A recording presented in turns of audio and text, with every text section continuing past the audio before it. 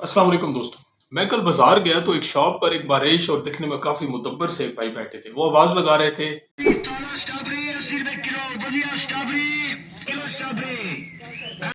मैंने रुक कर कीमत दरियाफ्त की और फिर मैंने इन्हें 1 किलो स्ट्रॉबेरीज पैक करने को बोल दिया।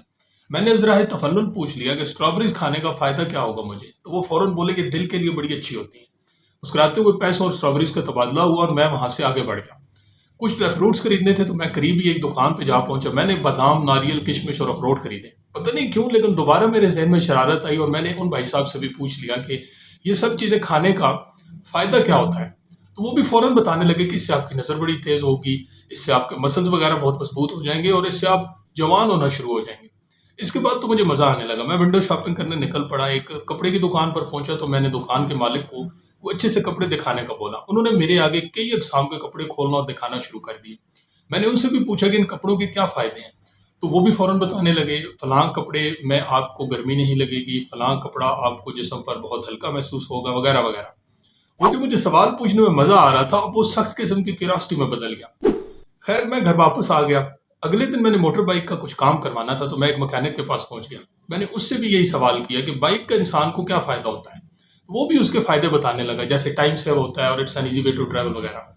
मैं आउट ऑफ क्यूरियोसिटी एक जानने वाले डॉक्टर के पास चला गया और यही सवाल पूछा। फिर अपने फैमिली मेंबर से भी मुख्तलिफ चीज़ों के फ़वाद दरियाफ्त किए।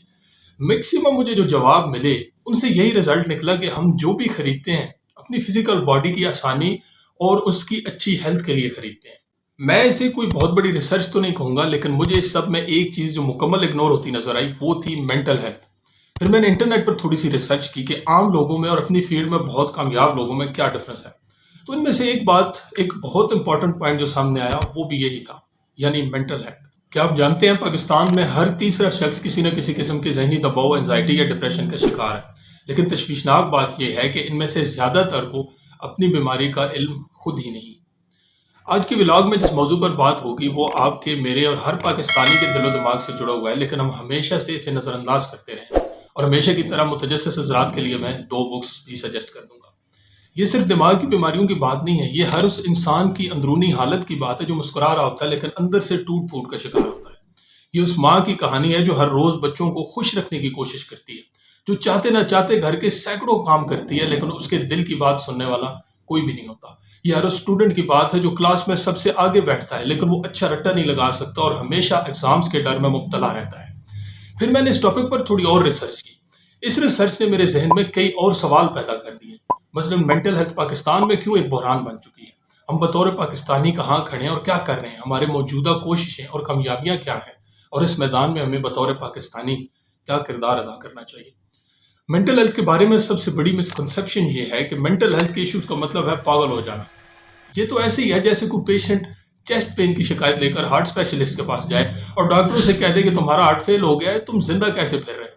भाई दिल के आर्जू में भी कई किस्में मौजूद हैं। पहले डॉक्टर चेक करेगा, फिर बीमारी की तशखीस होगी, फिर इलाज होगा।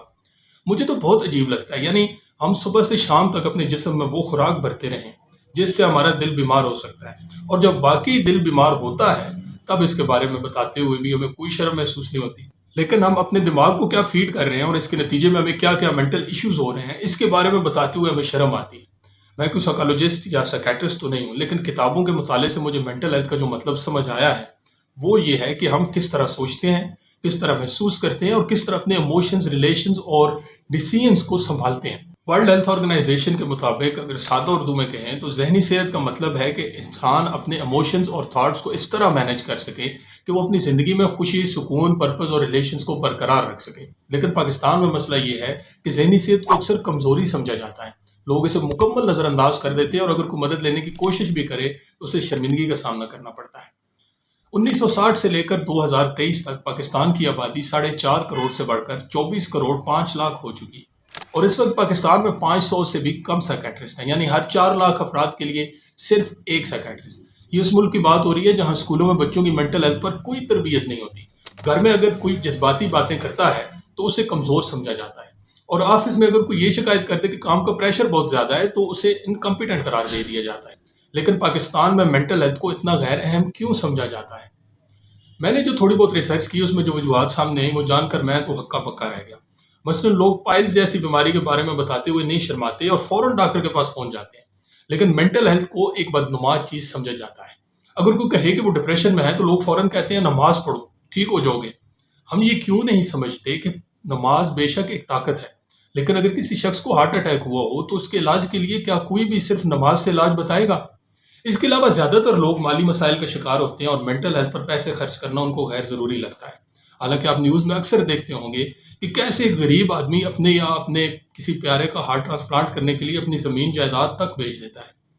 ایک وجہ جو مجھے سب سے جینوئن لگی اور یہ ولاگ بنانے کا خیال بھی اسی وجہ سے آیا کہ اکثر لوگ جن کے گھر میں کوئی لمبے عرصے سے کسی بیماری میں مبتلا ہو، جیسے دل کی بیماری کی مثال لے لیں، بے شک پریکٹیکلی وہ ان ٹرم سے بالکل ناواقف ہوں گے، لیکن ان سے آپ کو سننے کو ملے گا کہ ڈاکٹر نے کہا ہے اسٹڈز ڈلیں گے، دل کے وال بند ہیں یا بائی پاس ہوگا وغیرہ۔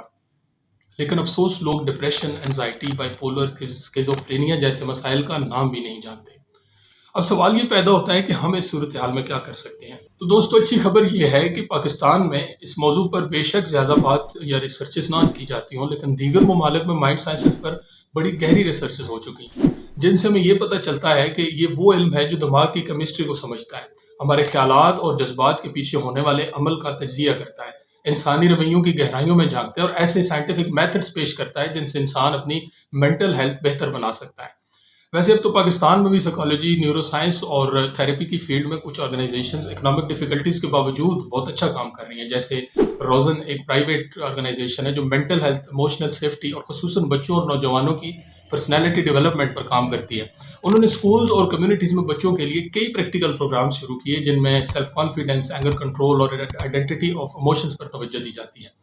اس کے علاوہ تسکین جو ایک سوشل انٹرپرائز ہے جس کا بیسک پرپز ہے پاکستان میں منٹل ہیلتھ اویئرنیس دینا، یہ تنظیم مختلف شہروں میں سیمینارز، ورکشاپس اور پبلک کیمپینز کرتی ہے تاکہ لوگوں کو نفسیاتی بیماریوں کے بارے میں سادہ زبان میں سمجھایا جا سکے۔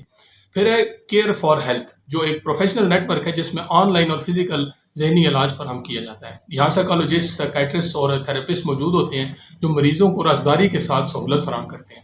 ایک اور ادارہ مائنڈ آرگنائزیشن کے نام سے ہے جو زیادہ تر یونیورسٹی اسٹوڈنٹس پر کام کرتا ہے۔ ان کے مطابق پاکستان میں 70% سے زائد نوجوان ایگزامز یا جاب کے پریشر یا فیملی ایکسپیکٹیشنز کی وجہ سے انزائٹی اور ڈپریشن میں چلے جاتے ہیں، لیکن ان میں سے صرف 5% مدد لیتے ہیں۔ پاکستان میں بے شک منٹل ہیلتھ پر بہت آہستگی سے کام ہو رہا ہے، لیکن اوپر سب باتیں سن کر آپ سوچ رہے ہوں گے کہ کیا پاکستان میں کوئی سائنسدان یا ماہر نفسیات ایسے بھی ہیں جو عالمی سطح پر نام کما رہے ہیں؟ تو جواب ہے جی ہاں، بلکہ اب تو پاکستان میں نہ صرف پریکٹیکل گراؤنڈز میں بلکہ ریسرچ میں بھی کچھ مثبت پہلو سامنے آ رہے ہیں۔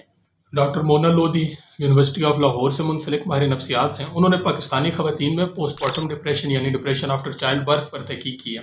ان کے مطابق ہر 3 میں سے 1 ماں اس ذہنی حالت سے گزرتی ہے لیکن کسی سے ذکر نہیں کرتی۔ پھر ڈاکٹر مراد موسیٰ خان ہیں، کراچی کے معروف سائیکیٹرسٹ ہیں۔ انہوں نے پاکستان میں خودکشی کے بڑھتے واقعات پر تحقیق کی اور عالمی ادارے صحت WHO کے ساتھ مل کر نیشنل پالیسیز گائیڈ لائنز پر بھی کام کیا۔ کرونا کے بعد پاکستان میں آن لائن تھیراپی کا رجحان تیزی سے بڑھا ہے۔ اب لوگ زوم یا واٹس ایپ کے ذریعے سائیکالوجسٹ سے رابطہ کرتے ہیں، خاص طور پر وہ لوگ جو دیہاتی یا دور دراز علاقوں میں رہتے ہیں۔